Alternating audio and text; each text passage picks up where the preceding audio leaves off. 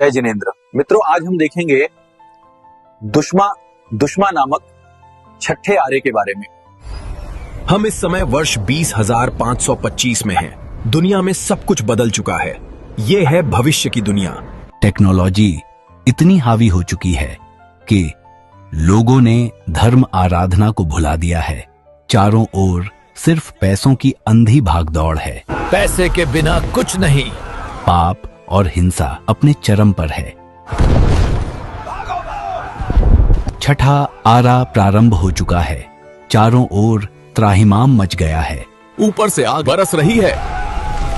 नीचे बाढ़ आ गई, महाप्रलय आ गया। हमें बचाओ। इस छठे आरे में सब कुछ समाप्त हो जाएगा। कुछ गिने चुने लोग ही बचेंगे। बचे हुए लोगों को भरत क्षेत्र के अधिपति देव उठाकर वैताढ़ पर्वत ले जाएंगे। बचाओ! कोई है? हमें यहाँ से निकालो। ये महाप्रलय है। ये कैसी जगह है? हमें यहाँ क्यों लाए? कोई है? वैताढ़ पर्वत, जिसे विजयार्ध पर्वत के नाम से भी जाना जाता है, उस पर्वत के दक्षिणी व उत्तरी भाग पर जो गंगा और सिंधु महानदियां हैं, उनके किनारों पर बने हुए कुल 72 गुफा जैसे बिल है। इन 72 बिलों में से 63 में मनुष्य, 6 बिलों में स्थलचर पशु एवं 3 बिलों में खेचर पक्षी रख देते हैं। अब इन्हीं मनुष्यों और पशुओं की नई पीढ़ी जन्म लेगी। इनसे पैदा होने वाली पीढ़ी की लंबाई 1 हाथ जितनी और अधिकतम आयु 20 वर्ष होगी। इस छठे आरे के दुश्मा काल में ऐसे बौने ही पैदा होंगे।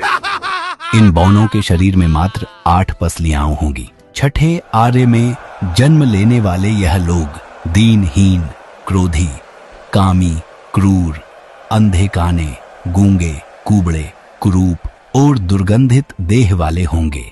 जिस प्रकार से निगोद में अनंत जीव एक साथ रहते हैं, उसी प्रकार से यह मनुष्य और पशु भी अत्यंत पीड़ा भोगते हुए इन गुफाओं जैसे बिल में रहेंगे। यह है पाप कर्मों का उदय।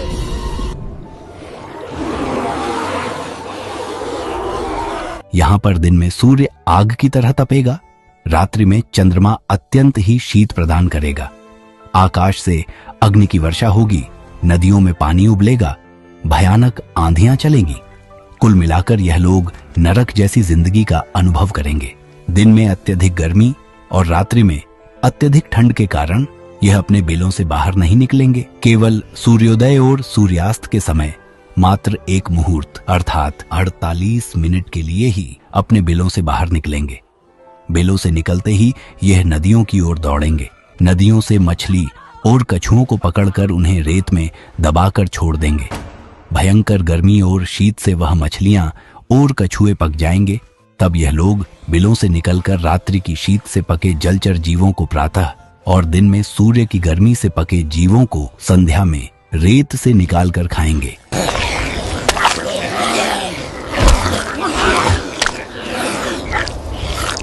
खोपड़ी में पानी पिएंगे।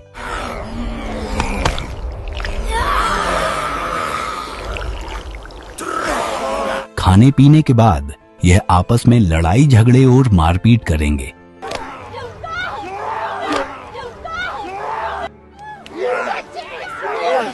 उसके बाद वासना में अंधे होकर रिश्तों की मर्यादा को भुलाकर अपने ही परिवार की स्त्रियों के साथ दुष्कर्म करेंगे। शास्त्रों में कहा गया है कि इस छठे आरे में मात्र 6 वर्ष की नारी एक कुतिया और स्वर्णी की भांति एक साथ बहुत सारे बच्चे पैदा करेगी। जीते जी नरक जैसी वेदना भोगकर जब इनकी आयु पूर्ण हो जाएगी, तब भी यह मरकर पुनः नरक अथवा तिर्यंच गति में ही जाएंगे।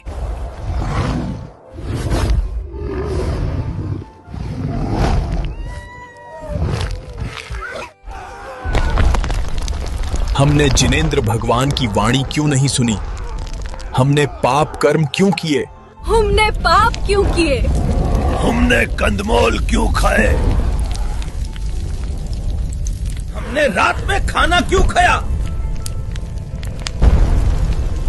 अगर तुमने अपने पूर्व जन्मों में तीर्थंकर भगवान की वाणी को मान लिया होता तो तुम्हें इस भयानक नरक में नहीं आना पड़ता। तुमने रात को भोजन किया, हिंसा की पाप किए, अब तुम्हें इसका फल भुगतना ही पड़ेगा। यदि तुम इस छठे आरे के दुखों से बचना चाहते हो तो आज से ही धर्म आराधना प्रारंभ कर दो।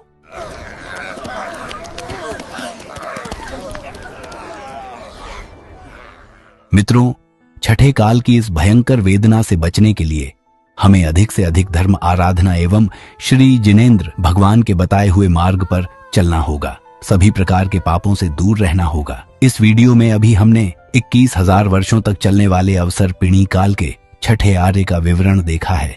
अवसर्पिणी काल की सूची आप स्क्रीन पर देख सकते हैं। इस छठे आर्य की समाप्ति पर उत्सर्पिणी काल प्रारंभ होगा। आगे क्या होगा जानने के लिए पार्ट 2 देखिए। छठे आर्य के विवरण में जिन आज्ञा विरुद्ध कुछ भी कहा गया हो तो मिच्छामि दुक्कडम। जिन शासन की जय जयकार। धन्यवाद।